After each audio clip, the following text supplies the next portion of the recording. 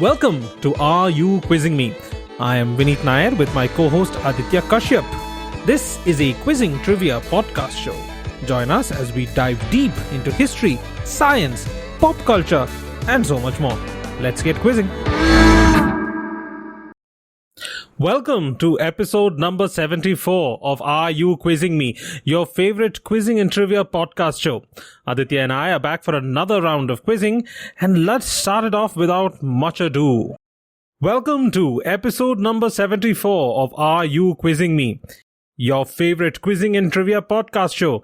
Aditya and I are back for another round of quizzing, and let's start off without much ado. The audience question for today, which I will be answering at the end of today's episode, is as follows. In bartending, what is the unit of measurement used when a bartender adds 6 to 8 drops of an ingredient to your cocktail? Let me repeat the question. In bartending, what is the unit of measurement used when your bartender adds 6 to 8 drops of an ingredient to your cocktail? I will answer this question at the end of today's episode. In the meantime, my dear audience, try and guess the answer and see if you're right. I'll start off today's proceedings with a question that has kind of fascinated me. So, Aditya, this is going to be a question from the realm of geography. X is an island in the Caribbean and is the second most populous island in the West Indies. It has been shown in many different movies, including the Fast and Furious series, when Dominic Toretto and some of his allies settle on the island after their exploits and heists in Central America. My question to you is this. Which island, what's the name of the island that I'm talking about? Second most populous island in the West Indies. It's the most populous island and the second largest in area after Cuba. So obviously it's not Cuba. Oh, so it's more populated than Cuba? Yes. Is it by any chance that island that contains Haiti and Dominican Republic? What's the name? First of all, I'm quite impressed that you know that there's an island which is split and it's called, which has both Haiti and the Dominican Republic. So I'm very impressed with that. But what is the name of the island itself? See, this is one of the trivia that I know, but I'm forgetting. Is it the island of Santo Domingo? Because the capital is also Santo Domingo of Dominican Republic. There was an older name or it's another name. That's not the current name. No, I don't know what the name of the island. So I'll give you a clue. First clue is it's a very unimaginative name. That's my first clue. And the second clue is Think Treasure Island by Robert Louis Stevenson. Oh boy. I love that book. What a great book. Oh, definitely. All-time classic. Treasure Planet, an underrated animated movie. Definitely. But anyways, that small trip down memory lane aside, should I? And an unimaginative name. I can't connect it to Treasure Island, but is it just like some... does it mean Treasure Island in Spanish?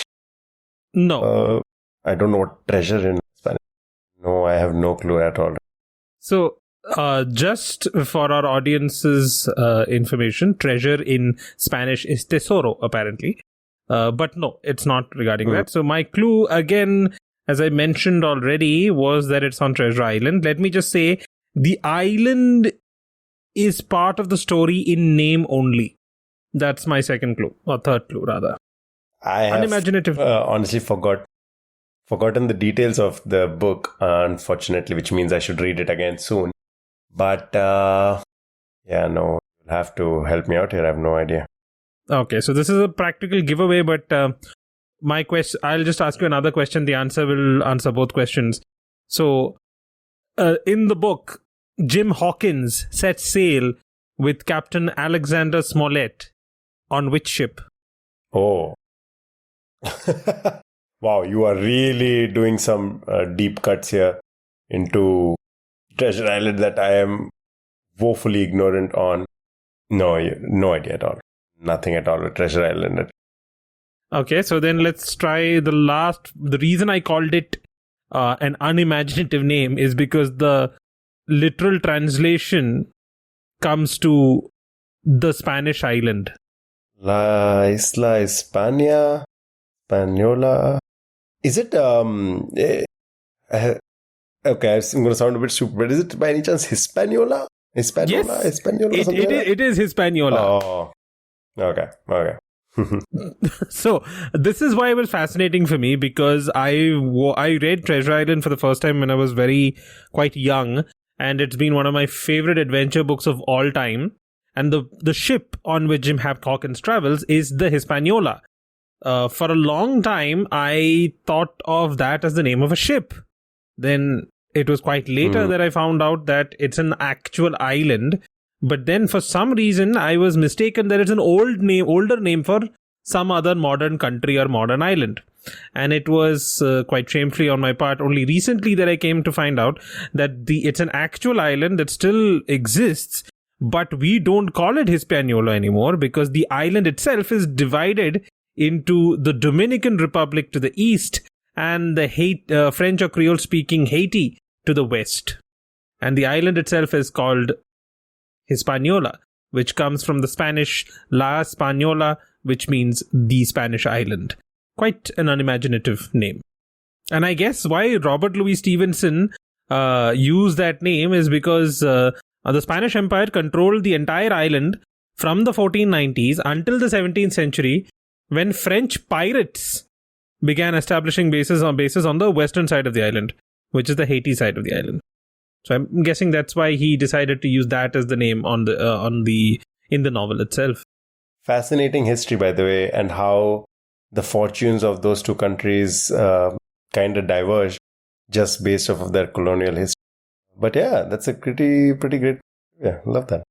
Another just piece of trivia. This is not the only divided island in the Caribbean. There is another island called Saint Martin, which is shared between France, which is called Saint Martin or Saint Martin, and the Netherlands, which is called Sint Maarten. Both meaning the same thing, but it's divided. So divided between the French and the Netherlands, both of them calling it Saint Martin in their own language. Nice. Okay.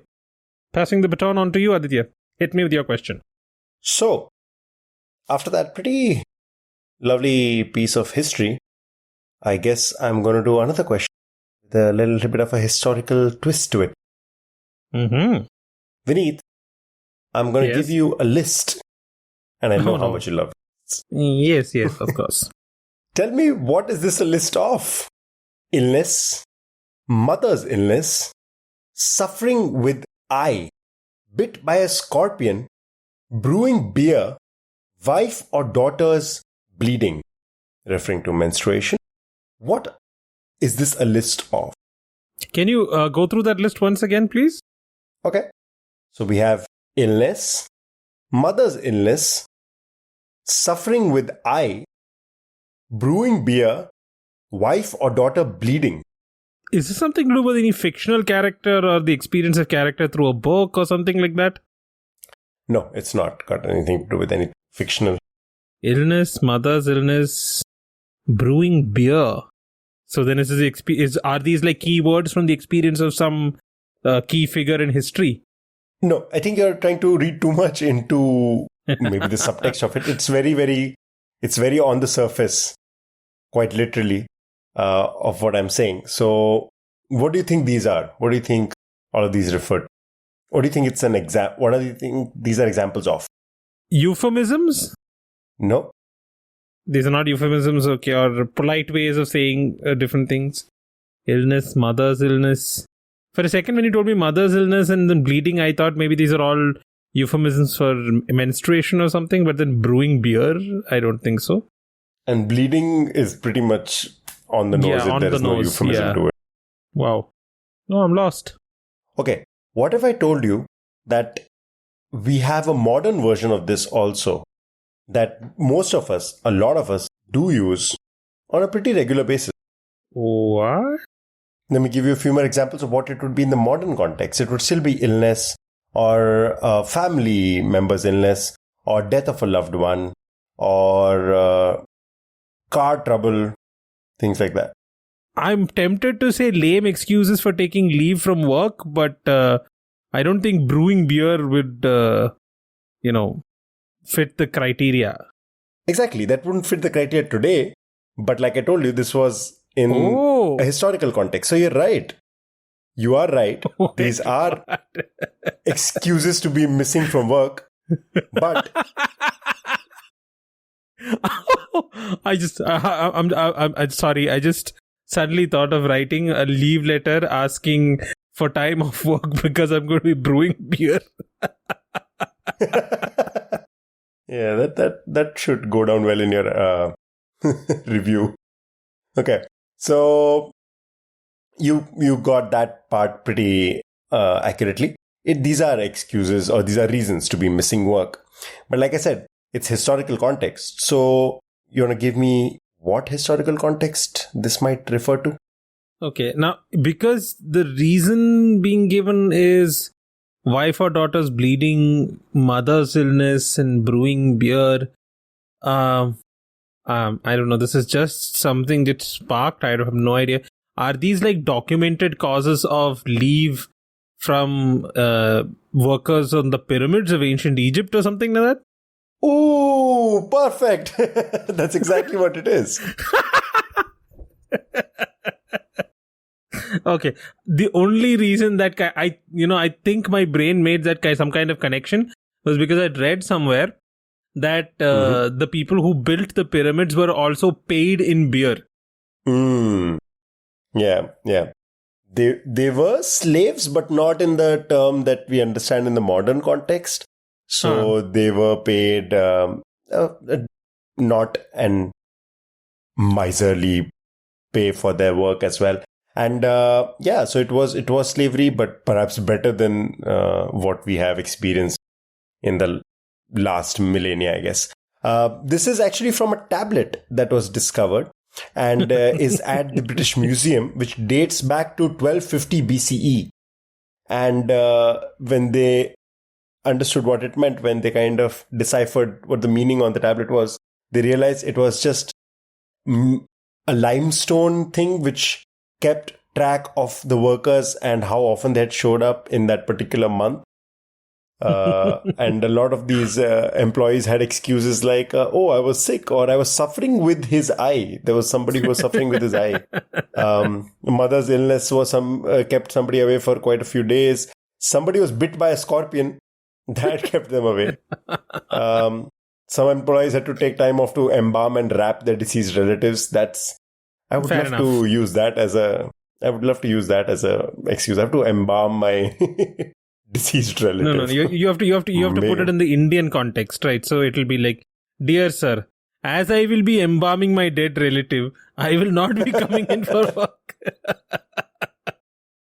I will be mummifying them. Hope you can. Excuse me. Brewing beer was a common excuse because beer was a daily fortifying drink in Egypt and was associated with gods like Hathor. And apart from that, there was also fetching stones or helping the scribe. That also took up time. And of course, wife or daughter bleeding. So in a way, these men had to help out at home when, say, the wife bleeding. No, but that's quite progressive. That was given as a, they were given leave for that, if requested. Yeah. For ancient Egypt, that is pretty progressive, I'd say, yeah. It's pretty progressive for the current day. Like even now, if you applied for leave saying that my mother or daughter is menstruating, nobody's going to give you leave. True. That is, I guess, something we can learn from the ancient Egyptians. And also how they built those damn pyramids. Yeah. God. Nice question. Came all the way from ancient Egypt. I like it. So I'm going to go with something from our old favorite, etymology. The word X once meant foolish from Old French or ignorant from Latin. Over the centuries, X went through a large number of meanings, including timid or faint-hearted, fussy or fastidious, dainty or delicate, before finally arriving at its current meaning by the 19th century. My question is, which word am I talking about? Identify X. So could you repeat what all meanings has it held?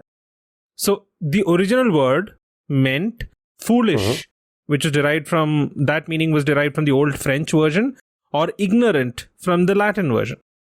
Over the centuries, the meaning has kind of evolved, and it has gone through multiple meanings such as timid or faint-hearted. Another time it was meant fussy or fastidious. Another time it meant dainty or delicate. But then finally, its current meaning was crystallized around the 19th century, and that is the meaning with which we know it now. That's quite the plethora of meanings to one. Yes. No, because you haven't given me the modern meaning, so I am completely in the dark now. Okay, so the first clue I will give you is that this word, if pronounced differently, is also the name of a city. Pronounce? Oh, nice. Yes. Oh, interesting. Yeah. So Okay. for our audience, Nice, if it's pronounced as Nice, it is a city in France, but the spelling remains the same. So Nice once meant foolish from Old French nice or nice, or ignorant from the Latin nicius. Over the centuries, it's gone through a dizzying array of meanings, which stops at timid or faint-hearted, fussy or fastidious, dainty or delicate, before finally arriving at pleasant or agreeable by the 19th century. Okay. Very cool. You got that very quickly. Too quickly, in fact. I should have thought of a more difficult clue. Well, I did consider a lot of other options. I I considered Bath. That I didn't think of Bath. Yeah, Bath was a good one. Bath is a city in England. So yeah, that had. But it's also pronounced Bath. It is pronounced Bath. Yeah. Well, okay, that was a fun question. Let me get back at you with since you came at me with etymology. Let me get back at you with a listicle again. Oh no! That's 2 in this episode. My kryptonite. Yeah. These are the 4 possible recommendations to be able to carry out X. Okay? Number 1, the Y itself, and Y, of course, another unknown. The Y itself, the position directly above Y, the Earth in general, wherever. What? That made no sense whatsoever. 4 recommendations for how to do X. And number 1 was the Y itself, the position directly above Y. Number 3, Earth in general. Number 4, wherever. Wherever?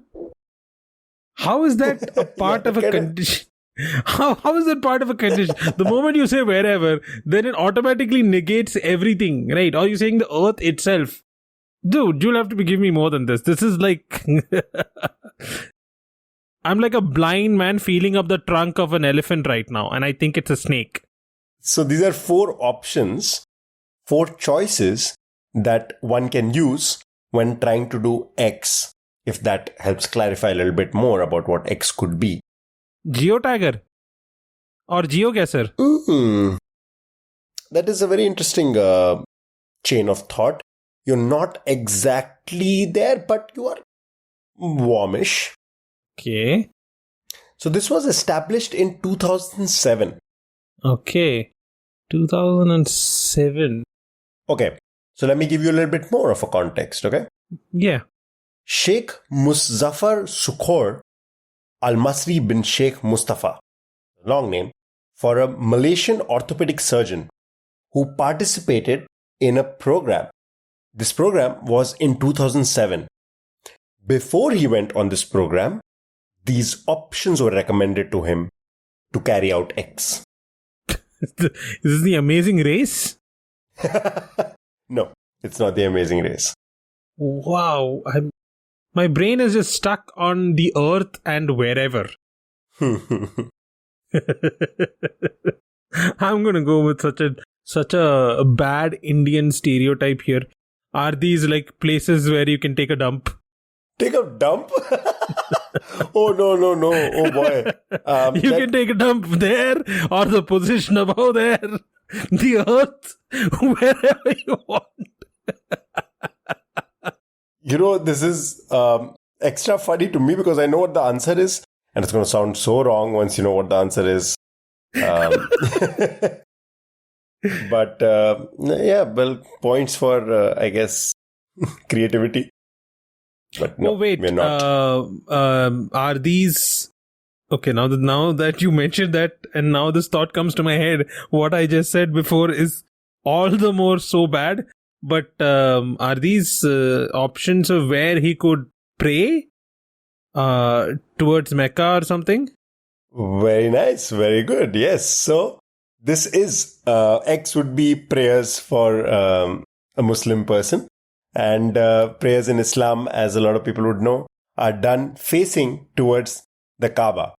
Right? Yes. So, do you know what program was Sheikh Muzaffar participating in? MasterChef? No. Why would I think MasterChef? I don't know. Maybe I have no idea why I'm thinking of MasterChef. Maybe our audience can remind me why I'm thinking of MasterChef. But chalo. Okay, no. So I'm guessing is this some kind of show where you had to go to Antarctica? For a lot of people, this might be common knowledge, but in case somebody doesn't know, you're supposed to face towards Kaaba, which is the sacred mosque in Mecca. So most of the places across the world, they know exactly where it is, or they are given directions, or you can look up a chart and then face in that direction, and you have a compass, and you can see whether you're supposed to face southwest, southeast, north, west, whatever. Right? So any other place like Antarctica would be clear enough, I suppose. Yeah, but they would still be able to figure out where Mecca is. So then that's not. Yeah. Did he go to space? Very well done. Yes, that is exactly what it was. So let's give you a little bit of a context here because you have cracked the question. Well done, Vineet. Sheikh Muzaffar, Malaysian orthopedic surgeon, participated in an Expedition 16 crew aboard the Soyuz TMA-11 when he visited the International Space Station in 2007. Before his flight to the ISS, he requested the Malaysian National Fatwa Council to provide guidelines as to how he could conduct his prayers. The council wrote that the Qibla, which is the direction towards Kaaba, should be based on what is possible and recommended 4 options. And here's where you get why. So why was Kaaba? So they said number 1 could be you could face the Kaaba itself, wherever Kaaba would be, if you can figure that out. You can face the position directly above the Kaaba at the altitude of the orbit. Number 3 was the Earth in general, if you can just face the Earth in general. Or number 4 was wherever. Just like it doesn't matter. Just do your prayers and do them with sincerity, and that's good enough. And I guess that's what counts when you're doing things like that. But that's what the official recommendation was, and that's how in outer space, a person of Muslim faith could do their prayers if they ever wanted. That's very interesting. And I'd also like to take this opportunity to remind our audience that these questions are completely blind. There is no pre-planning. So when Aditya asks a question, I have no idea what the answer is going to be. So I would like to preemptively apologize for the fact that I guessed something quite crass, which was only meant as a joke. And I immediately regretted it when the right answer kind of clicked in my head. Please understand that it was not intentional. And I apologize unreservedly. Hey, I hope the people who listen to our podcast have a sense of humor. And yes, he did not know this, so no fault of Vineet there. But Vineet, what is your fault is all your beautiful questions, so hit me with the next one. That was too cheesy. That was cheese to the max. Like the cheese pull on that would go all the way from here to Saudi Arabia. It was that cheesy. Okay. I'm going to ignore that cheesiness and then go to something very similar to cheese, or at least the source of cheese. The word X derives indirectly from the Latin for cow. See, now this is how you make a segue. The use of X has been traced back to China in the 10th century. It was Can I introduced already to try the England. Let me at least finish the question before you flex. Okay, go for it, please. You see what I have to, deal with on a weekly basis? This is what happens when you do, quiz programs or quiz podcasts with people who know too much. But anyway, I'm doing this for our audience. So audience, this question is for you. Ignore him for the moment. The word X derives indirectly from the Latin for cow, and the use of X has been traced back to China in the 10th century. It was introduced to England by Lady Mary Wortley Montagu in 1721. What is the word X? Now you may flex to your heart's content. Okay, now I'm a bit confused based off of the last sentence, so that is a good reminder to me to stop trying to jump the gun, because I don't know if my answer fits anymore. But when you said derived from the Latin word for cow and China, I briefly considered the answer could be vaccine. It is vaccine. Oh, okay, all right. Well, then I should keep flexing. No lesson was learnt in this question. Okay, for our audience, yes, Aditya regrettably is right. The word vaccine derives indirectly from the Latin for cow, vacca. The story goes that just before the turn of the 19th century, a British doctor, Edward Jenner, observed that milkmaids who had contracted cowpox or variole vaccinae were much less likely to contract smallpox, which could otherwise devastate entire communities. Jenner decided to introduce the pus from a woman's cowpox lesion into a cut he had made on an 8-year-old boy's arm. Luckily for Dr. Jenner, the boy, and the human race at large, the cowpox pus provided a strong degree of smallpox protection, and the concept of a smallpox vaccine was born. The similarity between the word for vaccine and the word for cow in a number of Romance languages can be noted today. Vacuna and vaca in Spanish, vaccino and vaca in Italian, and vaccina and vaca in Portuguese, for example. Now, you may have noticed that I did not mention Edward Jenner, I mentioned somebody else, Lady Mary Wortley Montagu in the question. Right. Again, this is not for the smug co-host sitting in front of me, but this is for our audience. The first recorded use of inoculation to prevent smallpox occurred in the 16th century in China, with earliest hints of the practice coming during the 10th century. The folk practice of inoculation against smallpox was brought from Turkey to Britain in 1721, way before Jenner, by Lady Mary Wortley Montagu. The terms vaccine and vaccination are derived from variole vaccinae, the term devised by Edward Jenner to denote cowpox. He used the phrase in 1798 in his inquiry, in which he described the protective effect of cowpox against smallpox. In 1881, to honor Jenner, Louis Pasteur proposed that the term should be extended to cover all new preventive inoculations being developed. This was the start of vaccine development and the production termed vaccinology. So, that's where you can see it from. The word vaca derived vaccine comes indirectly from the Latin for cow, vaca.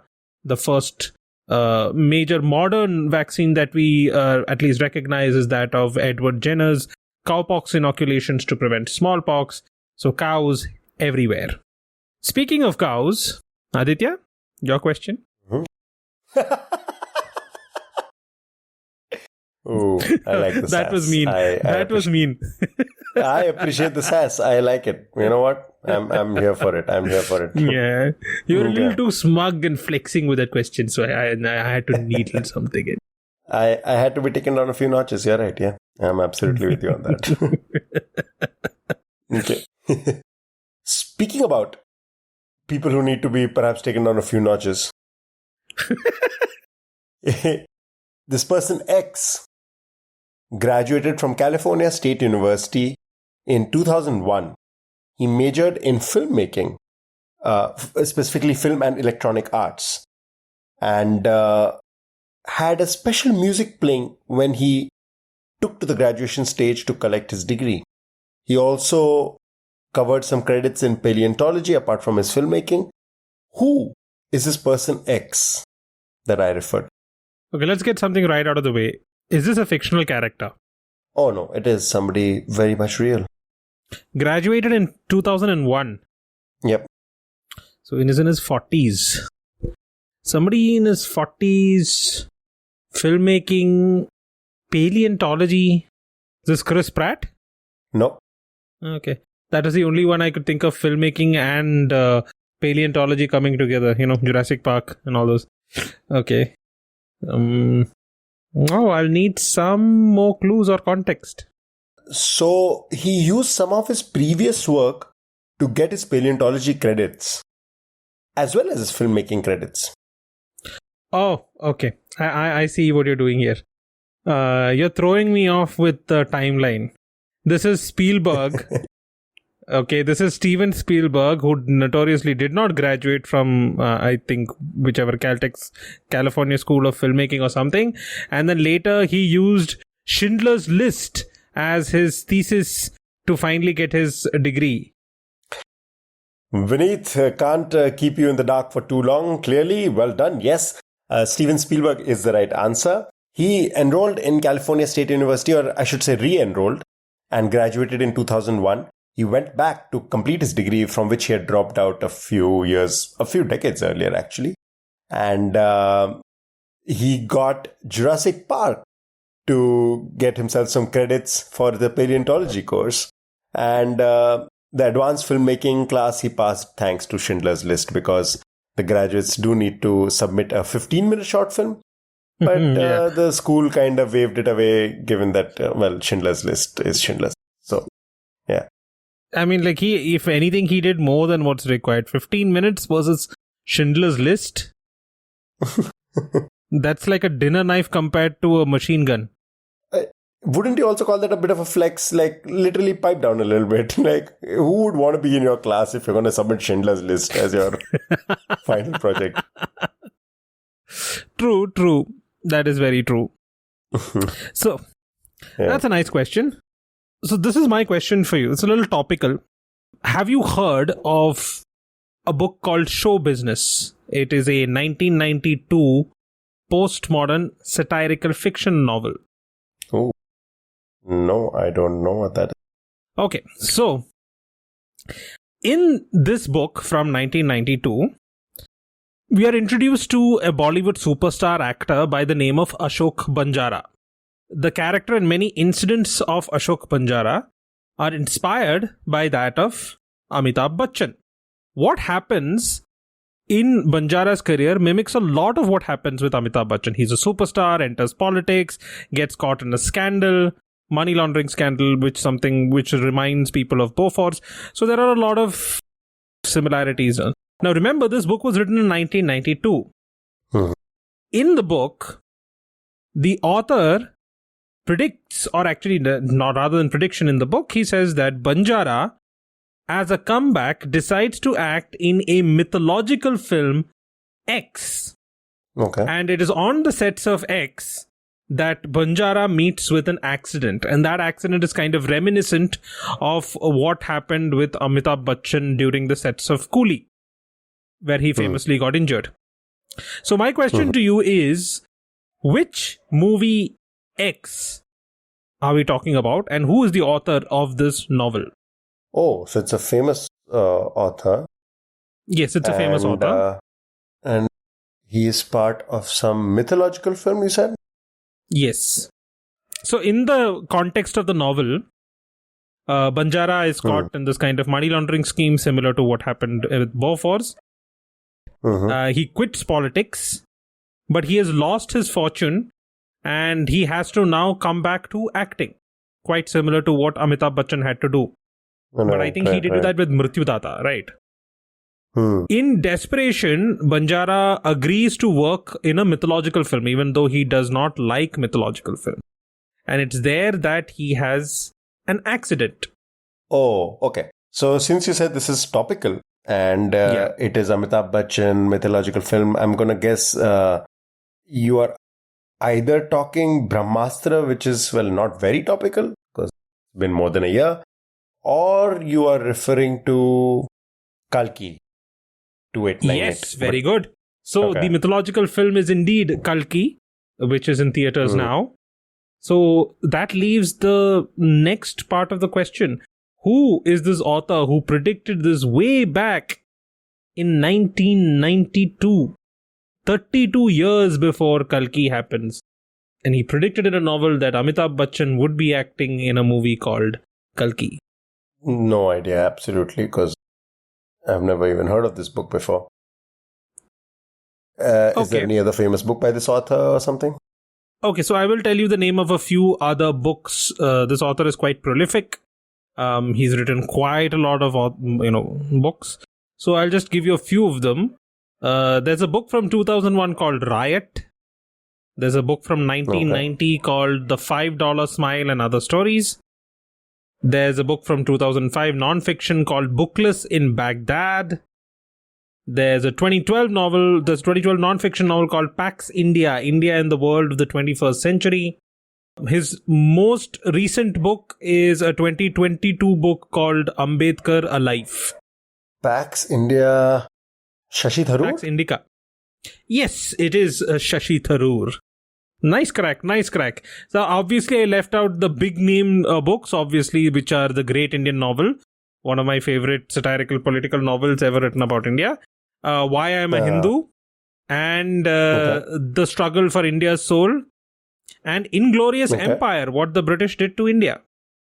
These are probably his most famous.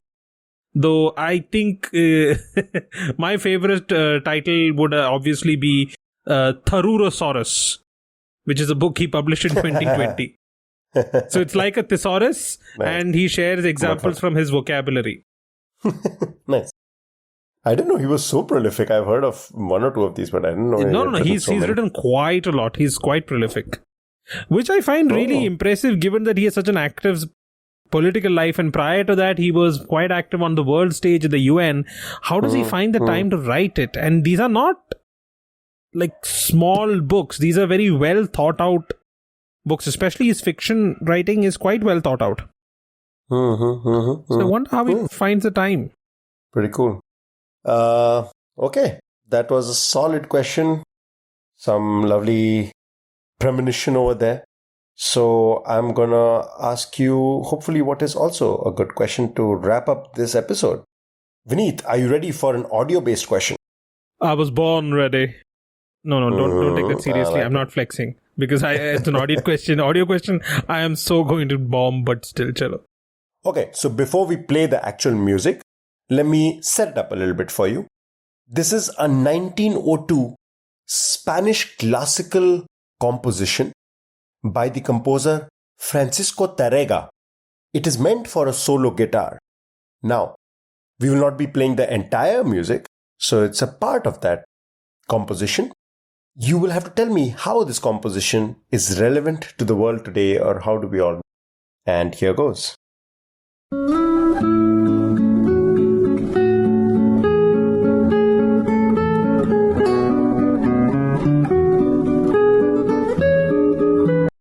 Okay. And you want to know what's the relevance in the modern context? Yeah, how would you and I know this? Well, I would say Oh, that was too quick. Yes, I am familiar with this particular piece, especially the interlude where he ends off with that iconic Nokia ringtone rather. Puff. The iconic Nokia ringtone. So this, as Vineet said, is part of this particular composition, the Nokia ringtone that we are all familiar with, and as he brilliantly demonstrated. That's the one. Nokia tune, but originally it was called Grand Vals. The entire composition is called Grand Vals, and it was first used in a commercial for Nokia 1011 in 1992, and since then it has been associated with Nokia. They released it in their subsequent models as a ringtone, and so many people have heard it right there. And well, for the benefit of our listeners, we will play that chunk of the music as well now.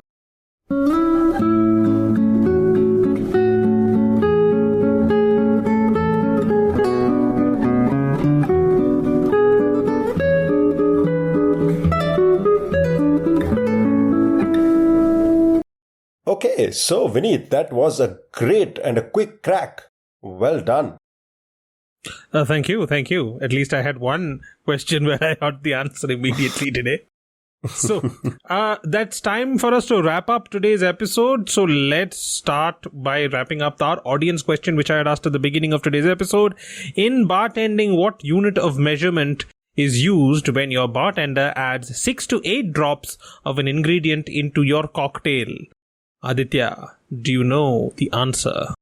No, I don't. And in my defense, I don't drink very often. I am a teetotaler, but I have no idea. What is it called? Boring.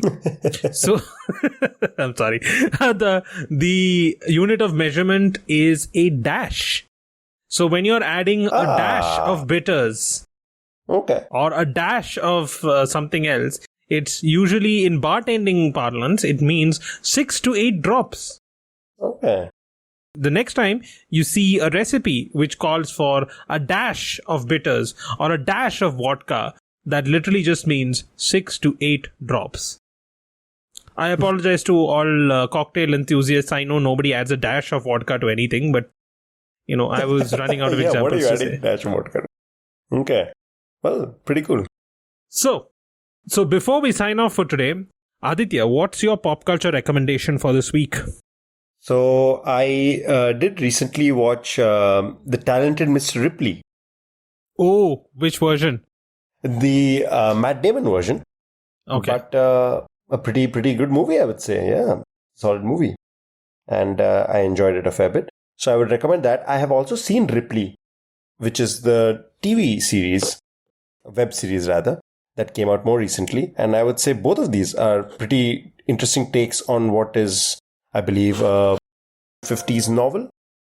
A Patricia Highsmith novel. Exactly. So I would recommend people who have skipped out on either to check out Talented Mr. Ripley or Ripley. And if you have time, why not both? Pretty interesting, pretty different takes on the characters, but I enjoyed it. I really enjoyed Jude Law's performance, actually. Unexpected. Yes. Yeah, I was about to say, when I was asking you which version, I was about to ask you, did you watch the Jude Law version? Because frankly, he's more memorable in that movie than Matt Damon. To be honest, Matt Damon's a little vanilla in that. Mm-hmm. But Jude Law gives an outstanding performance. It is a pretty great. I think he won an Oscar for that, if I'm not wrong. I don't remember. Yeah. A pretty good movie. Check that out. And the other film recommendation that I'm going to give is Civil War. Now, this movie came out of nowhere. I did not expect anything from it, but it blew me away. And shame on me for not expecting more from it, because Alex Garland is a pretty talented director. And his previous works have also been great. So, well, you can check out those as well. Ex Machina being one of them. And Civil War was his 2024 offering. And it is a brilliant take on the kind of divide that we have in the world today from the eyes of a journalist, and a photojournalist to be specific. It's just very well made, I would say, and something worth checking out.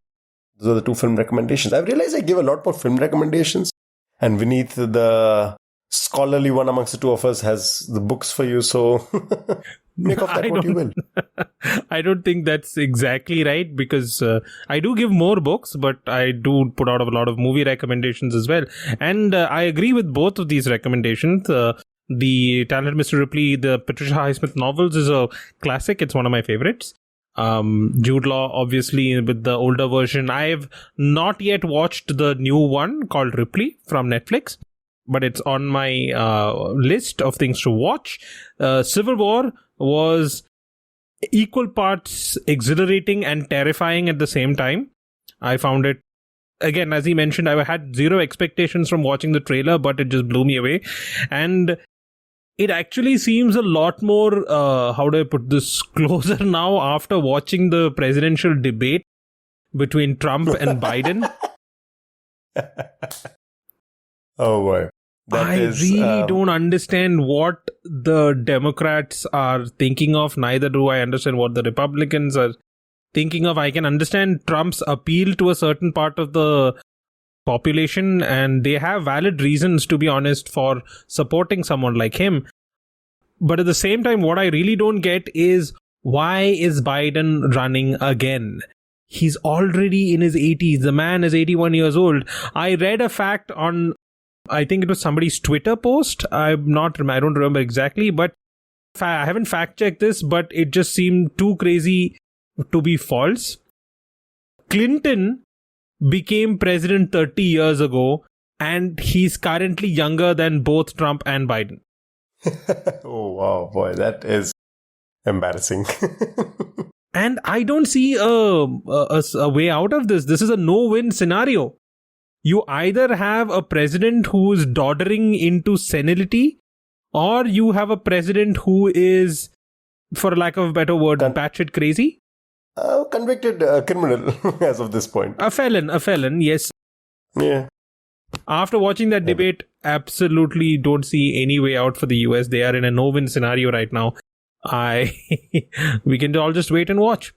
So, moving away from politics, my pop culture recommendation today is actually not something that I have consumed recently. I was having a conversation with someone who listens to our podcast, and one of the things he mentioned was that he liked a few of our recommendations because they brought out things that he had never heard of or reintroduced things that he had never heard of.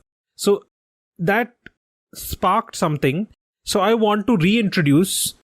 I may be being patronizing by saying that I'll be reintroducing this person, but I feel that a lot of the current generation may not have heard of him. So this author is a person by the name of Fred Saberhagen. He started writing in the 60s and wrote all the way until the late 90s and maybe early 2000s. He passed away in 2007. And he wrote certain books which have never been made into any movies or TV series, so his exposure to the current crowd may not be as much. But I would like to bring the attention, or at least recommend, 2 sets of his fantasy series. So the first ever, frankly, fantasy series that I read when I was a wee little lad was the Arne sequence from Fred Saberhagen, which in itself consists of 3 different series, which are the Empire of the East, the Book of Swords, and the Books of Lost Swords. Immensely imaginative fantasy series, which combines mythology with a kind of dystopian science fiction future, and it is quite different from most other things that I've read. So that is one thing I recommend, the Arne sequence, which includes the Empire of the East series, the Book of Swords, and the Books of Lost Swords. But I think the one series of his, which would be a gateway kind of series for anybody who's never read Fred Saberhagen, would be the Dracula series. So he has reimagined Dracula. The first novel, The Dracula Tape, is kind of a retelling of Bram Stoker's version from Dracula's point of view. And then the subsequent novels are Dracula's travel through the 20th century, through the 19th and 20th century, meeting people and things like that. So there's the Holmes Dracula file, where he meets Sherlock Holmes, an old friend of the family, which is just freaking cool. It is, I mean, like, there's no way to describe that book other than it's just immensely cool. I can't understand why nobody's ever made into a movie. Then there's Thorn, Dominion, and then the later books are not as great, like A Matter of Taste, A Question of Time, but these are all fantastic books which I would recommend. The Dracula Tapes, the Holmes Dracula file, these are some of my old favorites. I haven't read many of them in more than a decade, but I still remember the feeling when reading those books. So I would like to recommend Fred Saberhagen and his Dracula series and the Arne sequence. So that's my pop culture recommendation for this week. Okay, cool. Lovely recommendation. You also asked a very interesting question, which reminded me of another pop culture recommendation. So consider that my third. And that will be a YouTube series. This is Vox Borders. And this is a pretty great series and it came out a few years ago. So maybe some of it is outdated now.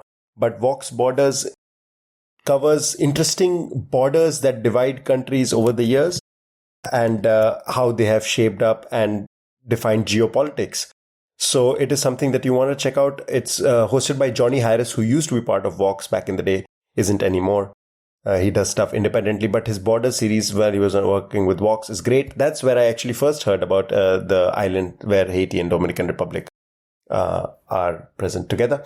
And Vox Borders is fantastic. And as for Vineet's little spiel on how the US is in a very hilarious position, honestly, if you think about it, brings me to a little bit of an Easter egg for next episode, because we have a guest joining us for our next episode. So watch out for that one. That's going to be a fun little episode.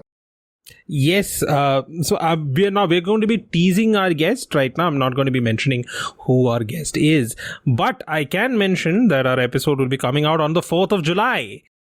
So make of it what you will. Boy, that is going to be such a tough one to crack. Okay, so that's all for this episode. Thank you guys for listening in. We hope you enjoyed the show and learned something new. If you liked what you heard, please consider subscribing to our podcast and leaving us a review on your favorite podcast platform, wherever you're listening to us right now. It helps us reach a wider audience, allows more people to discover and enjoy the show. So take 2 minutes after my spiel to just give us a 5-star review and follow us. We'd also love to hear from you, feedback, suggestions, and even trivia. If there's a question you want asked on the show, you can send us the questions on our email ID, areyouquizzingme@gmail.com, with the name of the quizmaster in the subject line. You can reach us on Instagram at areyouquizzingme. We also have a Reddit subreddit community, r/areyouquizzingme. You can go there and discuss whatever you want with the rest of the listeners of the show. We appreciate your support and look forward to having more episodes to share with you in the future. Thanks again for tuning in. Have a great day. See you guys next week.